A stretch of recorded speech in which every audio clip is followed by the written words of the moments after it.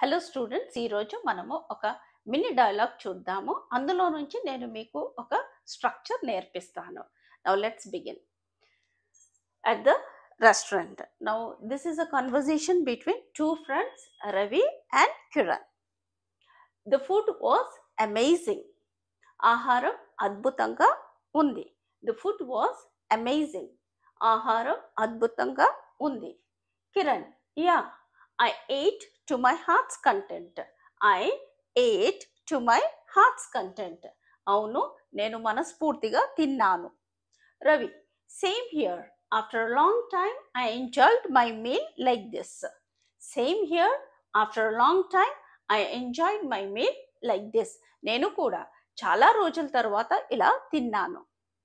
Kiran, let's come again next week. Let's come again next week. మరి వచ్చే వారం మళ్ళీ వచ్చేద్దాం.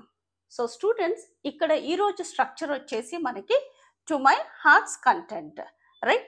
ఇక్కడ subject, verb, to my heart's content. ఈ మై అనేది ఇక్కడ ఇది ప్రొనౌన్. ఈ ప్రొనౌన్ అనేది సబ్జెక్ట్ని బట్టి మారుతుంది. ఇప్పుడు ఒకవేళ సబ్జెక్ట్ ఐ అని ఉంటే మై, షీ అని ఉంటే హర్, హీ అని ఉంటే his, we, our, they, their. Did you understand? So it changes. Let's see some examples.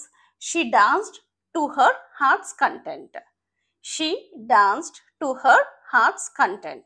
ఆమె మనస్ఫూర్తిగా డాన్స్ చేసింది. ప్రజెంట్ పెట్టాలి అంటే she dances to her heart's content. చేస్తుంది. After the exam, we slept to our heart's content. Exam తర్వాత మేము మనస్ఫూర్తిగా నిద్రపోయాం. They shopped to their heart's content in the mall. వాళ్ళు మాల్లో మనస్ఫూర్తిగా షాపింగ్ చేశారు. మీ ప్రాక్టీస్ కోసం నేను 2 సెంటెన్సెస్ ఇచ్చాను. ఇది మీరు ఇంగ్లీష్లో కమెంట్ సెక్షన్లో రాయండి.